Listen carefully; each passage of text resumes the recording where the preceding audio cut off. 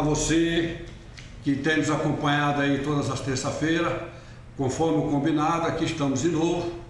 Mas primeiramente quero cumprimentar a você, companheira, trabalhadoras papeleiras e papeleiros, com um bom dia. E hoje a gente vamos fazer alguns comentários de alguns assuntos que estão em voga, ou seja, alguns assuntos que às vezes nem tanto o Jornal Nacional dá ênfase, né? Que é um jornal de manipulação, onde a gente vai falar mais tarde. O Jornal Nacional que eu falo é o jornal de jornalismo da Globo, onde eles ficam 24 horas preparando o material, vistoriado ali por William Bonner, e o responsável geral lá que é o Ali Câmara, e eles filtram muitas notícias que você deveria estar sabendo que é de interesse do público. Mas isso aí a gente fala mais tarde, mais na frente. A gente não quer ser maçante, como a gente sempre fala em toda fala nossa, mas a gente vai tentando de alguma forma chamar a sua atenção para você continuar analisando e ver se realmente o que a gente tem falado aqui nas redes sociais, através do site do Sindicatos Papeleiras e Papeleiros de Sorocaba, nos assuntos pertinentes, naqueles assuntos que, como eu falei, nem sempre a mídia não dá a devida informação na sua totalidade. E o primeiro assunto que a gente vai falar aqui hoje é do atual presidente e sua família, né? Até então a gente estava evitando, mas é difícil evitar porque realmente a situação da família do atual presidente da República não está fácil. Até porque, vamos chamar aqui na memória, nada de partidarismo aqui não, tá? Nada de partidarismo político.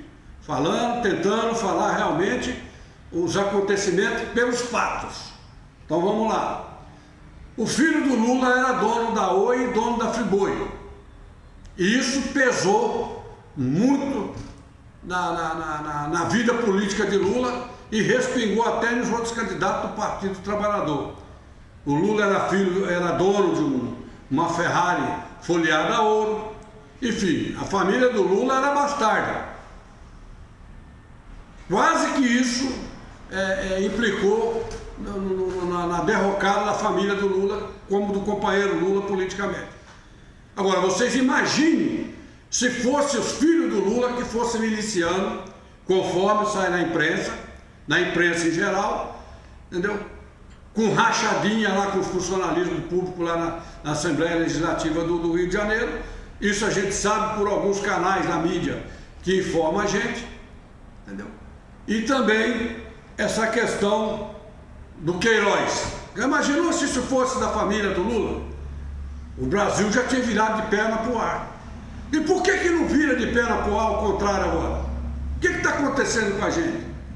A gente está se acostumando a apanhar. Ah não, o Brasil é predestinado mesmo, é destino do país isso aí. Não é não, pessoal. Não é não. Como agora, por exemplo, o ministro de turismo lá, um tal de Marcelo, sei lá das contas, o resto do sobrenome dele. Nessa sexta-feira, dia 4, ele foi denunciado por falsidade ideológica, apropriação indébita eleitoral, associação criminosa. E se fosse no governo do PT, através do governo Lula? Já teria virado do avesso o Brasil. Por que não vira agora? O que está acontecendo com o Brasil que não tem a mesma indignação? É isso que eu estou fazendo essa pergunta aqui dessa vez.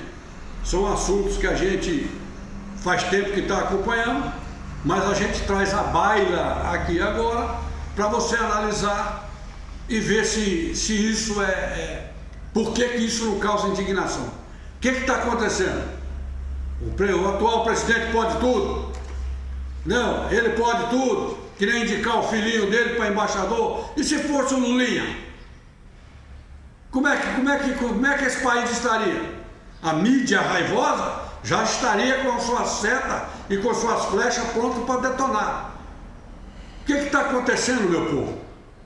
É porque nós somos fáceis de ser enganados ou nós gostamos daquela deixa, engana que nós gostamos? Eu não gosto de ser enganado. Eu não gosto. Então a gente está aqui tratando desse assunto, entendeu? Está aí engavetando a questão do filho do presidente, que nem o Supremo Tribunal agora está pondo uma pedra em cima, e vai ficando por isso mesmo, entendeu? E olha o prejuízo que se está tomando com esse novo presidente. Pessoal, são 40 milhões de pessoas desempregadas. Quando fala lá 12%, é que o IBGE vai lá nos pátios da vida, vai nas empresas de contratação temporária e não vai mais, e não consegue detectar aquela trabalhadora, aquele trabalhador que já cansou de ir atrás de emprego. São um total de 40 milhões. Isso não é fácil para uma nação carregar isso nas costas. E esse novo presidente da República, ele não tem projeto para a economia. Tanto é que quando pergunta para ele a respeito da economia, como ele não tem entendimento, conhecimento nenhum disso, que isso é fatal para o país, o presidente não ter formação econômica, o que acontece? Ele joga nas costas daquele tchutchuca lá do Paulo Guedes. E o Paulo Guedes também não tem projeto. Então o Brasil hoje é um país economicamente tateando no escuro. Isso é perigoso. Então eu gostaria de perguntar para a elite e para a classe empresarial até quando nós vamos com esse engodo, com esse embuste, colocando em xeque a estrutura geral e o povo brasileiro em xeque num caminho que pode não ter retorno. Ou seja, o Brasil de 2002 a 2014 ele figurou entre a quinta e a quarta maior nação do planeta. Maior economia a nível mundial. Hoje está brigando para ficar na 10ª economia. E nós sabemos que vai ficar fora das 20 economias mundiais da elite das economias mundiais. Ou seja, o Brasil está para sair da elite da economia mundial. Isso não é bom, isso é trágico, isso é fatal, isso vai gerar um desespero. É como a gente falou da outra vez, de quando o Brasil não tem crescido, a economia brasileira não tem crescido dentro de cada trimestre no ano. Se vocês chamar lá pela última fala, vocês vão estar lembrados do que a gente falou. Um outro assunto que eu quero tratar aqui agora, não falando mais desse presidente da República aí, com a sua torpeza e com a sua dificuldade de fazer o país crescer, nós estamos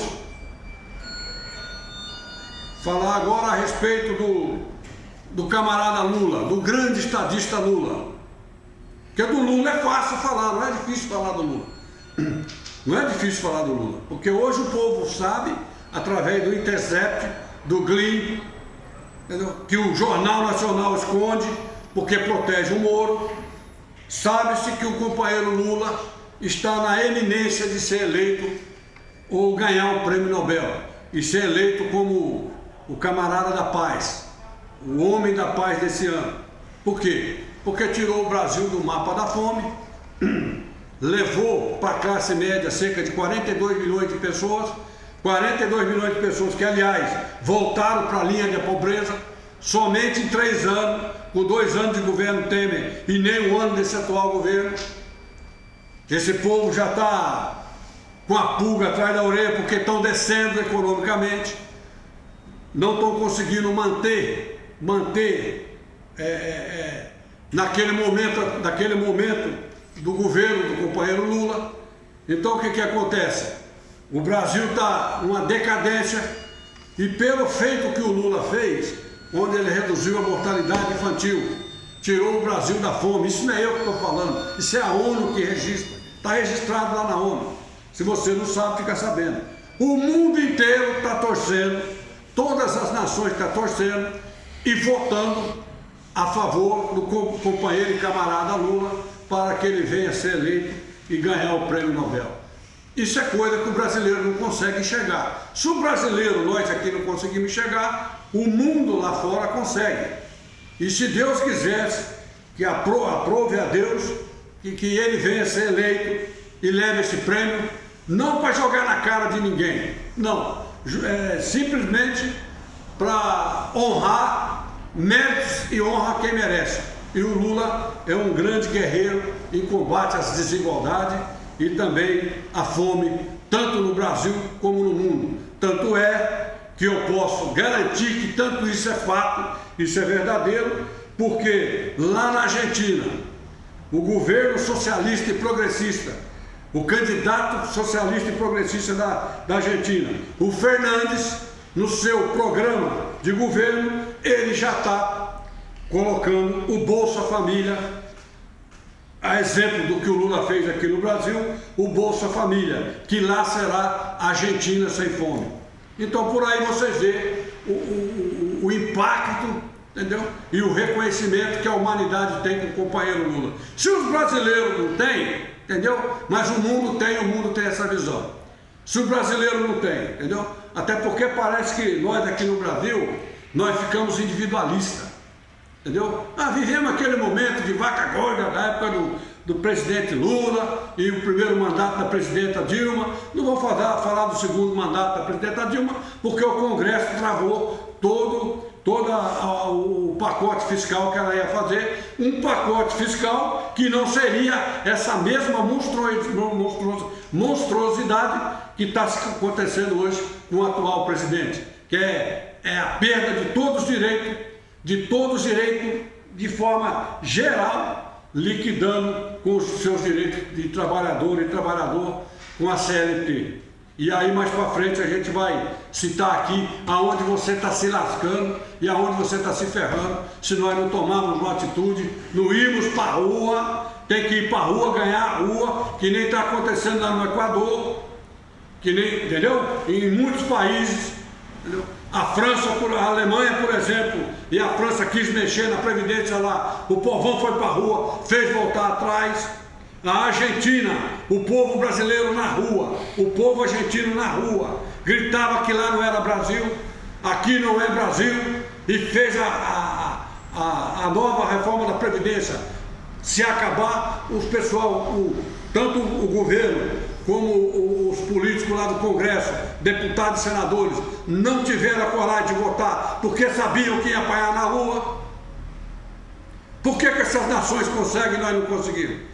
Então o companheiro Lula é um exemplo a ser seguido. Olha lá em Portugal. Em Portugal o socialista lá, progressista, ganhou a eleição. Aqueles que esse atual presidente do Brasil, que eu não gosto de falar o nome, porque para mim é palavrão, ele apoiou lá, perderam. 0,3% eles tiveram de voto na urna. Então é onde que nós estamos fadados a um eterno sofrimento, porque a gente não reage, nós não temos reagido. Nós temos que ir para a rua, temos que reverter essa situação e isso está em nossas mãos e isso nós podemos fazer se quisermos. É nos indignarmos de forma coletiva. Não ficar aí no virtual, no Zap. No Zap, no Face, no Instagram é fácil. No mundo virtual tudo é fácil. Eu quero vir para o mundo real. É no mundo real que estão as decisões. É aqui que estão as decisões, é aqui que a gente pode colocar a nossa voz e fazer valer aquele primeiro artigo da Constituição que diz que o poder emana do povo. Se o poder emana do povo, por que você está engolindo tudo? Está engolindo e está comendo tudo. Eu nunca vi engolir peixe com espinho. Primeiro você tira o espinho e come a carne. Você está engolindo o peixe com espinho e tudo. E vai morrer engasgado. Se não reagir, vai morrer engasgado. E o último assunto que a gente quer falar aqui é a respeito da campanha salarial. A campanha salarial, que é tocante agora, estou falando para o setor, para a categoria do papel e papelão, papelão e artefato, é onde já tivemos uma primeira reunião no dia 3 próximo passado, e não houve evolução. Essa primeira reunião, ela tem aquela cultura da mesmice, que é apresentar quem a gente já se conhece há 300 anos, entendeu? Tanto os negociadores do lado do empresário, que alguns falam patronal, eu não falo patronal, eu falo empresário, porque uma vez que eles chamam os trabalhadores, as trabalhadoras e os trabalhadores de colaboradores, eles deixam de ser patrão, eles passam a ser empresário. É por isso que eu nunca falo patrão, eu falo empresário. Então é aquela mesmice.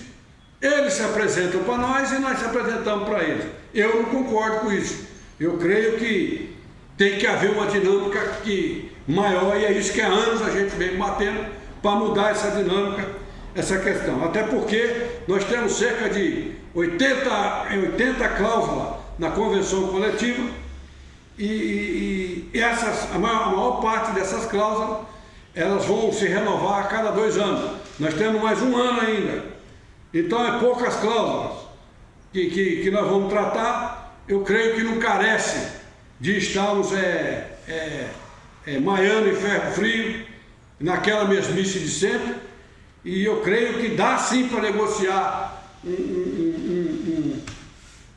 um acordo benéfico a ti, trabalhador e trabalhadora, esse ano.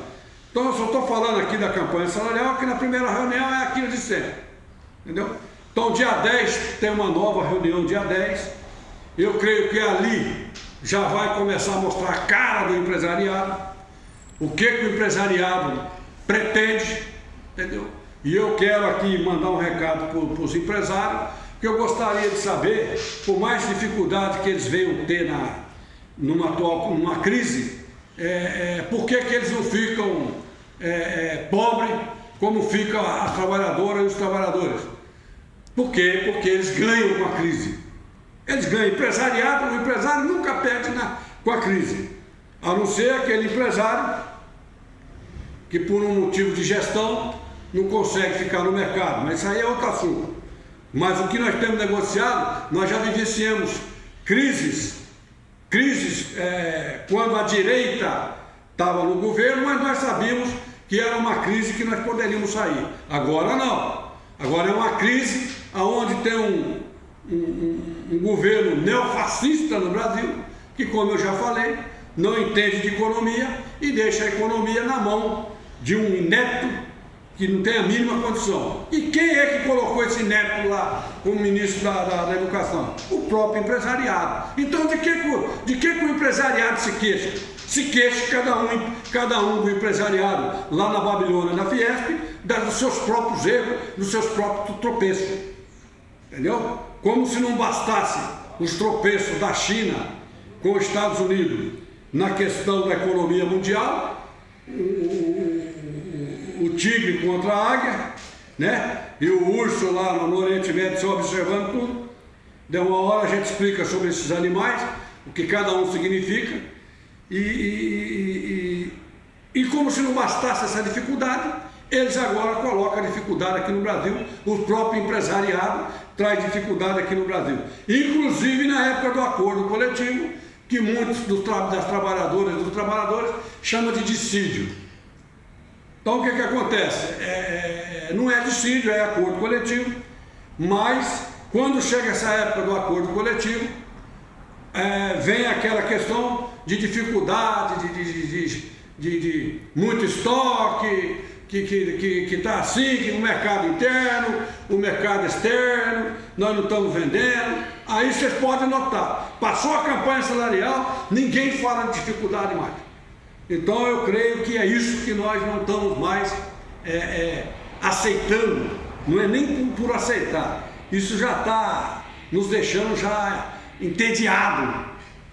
Todo ano na renovação da convenção coletiva, nas negociações do acordo coletivo, é aquela mesmice, vem com a choradeira, entendeu? Para negociar lá por baixo, entendeu? Não deixando a trabalhadora e os trabalhadores satisfeitos.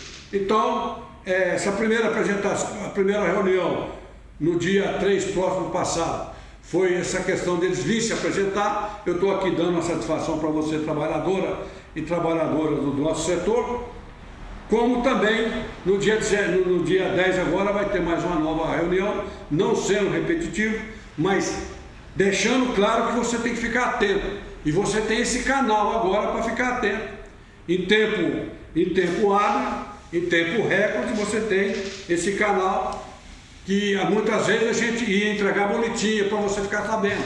Agora não. Agora nós temos essa questão de jornalística, o nosso site, que em tempo real você pode acompanhar quantas anda a campanha salarial. E aí a gente, no dia 10, a gente vai ver o empresário vir com um pouco mais. E aí cabe a nós, sindicalistas, entendeu? Defender os seus direitos, manter os seus direitos e conquistar mais, claro que com juízo. Com juízo. Nós não estamos aqui para prometer nada antecipadamente para você, mas lá nós temos que ter juízo, mas muito mais juízo empresariado. Porque, como eu falei na última fala da terça-feira passada, o trabalhador contente, quem ganha no final lá na ponta, é o próprio empresariado, é o próprio empresário. Então você fica atento. Essa primeira reunião eles não vieram com nada ainda, que é já de costume. Da segunda reunião eles já começam a vir com alguma coisa. E aí eu quero alertar aqui que muitas das vezes nada vai cair do céu. Nada vai cair do céu. Muitas das vezes eu estou alertando aqui a todos os outros demais sindicatos, tanto os sindicatos da federação, que se for preciso ir para cima, nós vamos para cima. Claro e evidente que nada melhor do que toda negociação, se ela exaurir a mesa de negociação, nós voltamos de novo para negociar. Se ela exaurir novamente, a gente volta. Agora, paciência tem limite. Paciência tem limite. Eu quero crer que vai se resolver e que vai ficar bom para ambas as partes, tanto para o empresariado como para o trabalhador e para o trabalhador. Eu quero crer que vai ficar bom a mesa. Mas se tiver que sair da mesa, nós estamos prontos para fazer acontecer. Portanto, trabalhadora e trabalhadora da categoria do celulose, papel e papelão e artefato, essa é a mensagem do momento que a gente tinha que passar. Hoje a gente não está se baseando em algum blog de algum companheiro não, porque a gente pegou alguns assuntos aqui, assim, de forma surtida, né? Que é o que está em voga, como a situação da família do atual presidente, como o Lula que está na iminência de ganhar um prêmio Nobel, por merecimento, por honra que ele merece. Até na palavra de Deus a Bíblia diz: honra quem honra e méritos a quem merece. E o Lula está se enquadrado nesse versículo bíblico, porque ele muito merece, entendeu? E só de ele estar entre todos os concorrentes já é uma grande honra para nós brasileiros, entendeu? Imagina se ele for contemplado com o prêmio.